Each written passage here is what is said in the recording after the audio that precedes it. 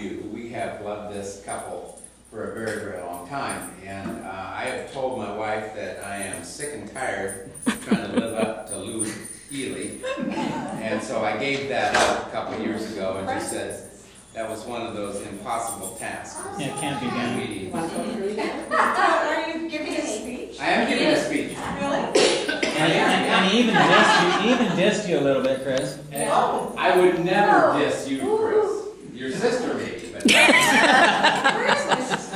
Right here. Jerry, back up here. Don't diss anybody. She's getting Oh, yeah, all that's on right. film.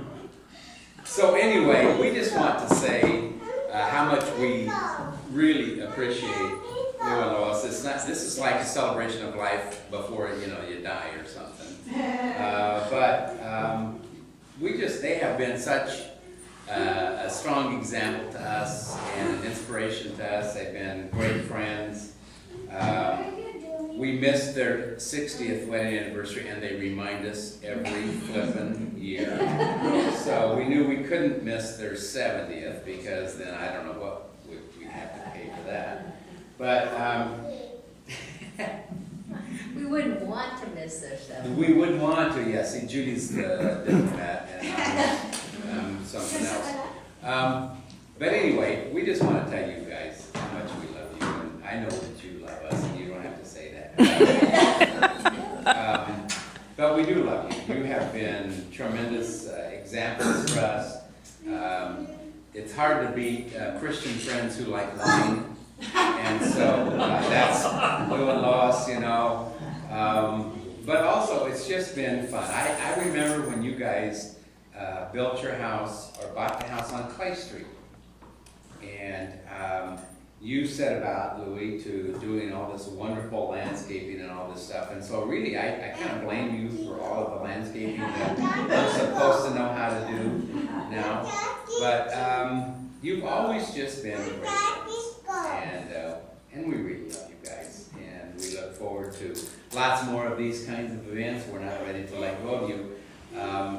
But I told Judy, and I hope I'm not stealing. Are you going to say anything? I hope I'm not stealing anything. But I told Judy today that I said, you're gonna say to Lou and Lois, okay, if you get to heaven first, would you please advocate for the Lord that I get a little higher standing? Because Lou and Lois are gonna have great standing, and we're just gonna make it in just barely by the hair of our chin. And so Judy's going to ask you guys to really advocate strongly for her. And I really don't need it. I'm just a politician. So I'm just going to make it anyway. But anyway, if anybody else wants to say anything, I know Judy wants, but I just wanted to take this opportunity to tell you guys how much we love you. We appreciate all the friendship for all these years that we've had, and I don't even know how you do the math from 77 to 2012, but we love you guys. It's been great. Thank you.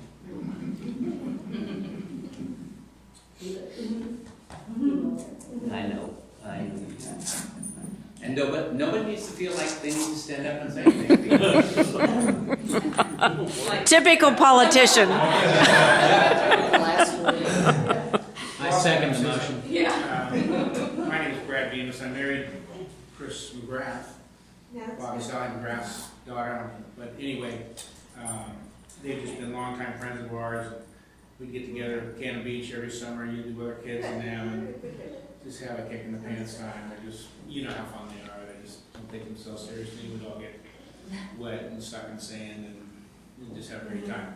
I was thinking about driving over here, how the times we live in, there's all this uncertainty of what marriage is. And Chris took a great picture of them today. And when I get home, I'm going to put that picture in the dictionary next to marriage and say, Lois and Louis. Yeah, that's marriage. Amen. Amen. That's And right. thanks, you guys. You have reflected the beauty of our Creator so wonderfully in your selfless love, kindness, and I know you've had time to show mercy and forgiveness to each other, and it's inspired us and it's inspired our kids, and I can't thank you enough. Thanks. Yeah, absolutely. I second that motion too. I second that motion too. I have to tell you something that Chris is parents did for us one time. This is when Debbie was young, and we had, a very handicapped daughter. And we're taking her to a doctor in Seattle. And Sally said, tomorrow, Louis and Bob have to take care of Debbie, and I'm taking her downtown. And they took me to Magnum's and bought me an outfit. I mean, we couldn't even pay the drug bill every night. We went one time to pay it, and it was already paid. So that's the kind of friends we've had all through the years. And that friend, she can't talk. Well, I can tell you the rest of the story. I can't. Oh, yes, I can. Louis and Bob went down and bought him an outfit. And you can't imagine what that does to you when you don't have money to buy anything that's not food and medicine. We've had wonderful friends, as you can see. Did you know about that? Outfit for my I wore it for years. Yeah, and he got a tweed jacket that he wore for years.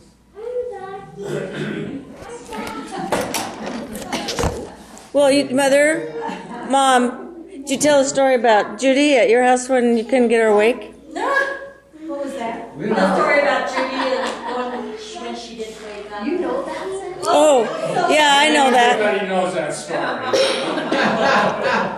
Here you go, Lois. I'll tell it. She was getting ready to get director to a walk, and she wanted Louis to tape some songs for her to play in the morning to wake up the candidates.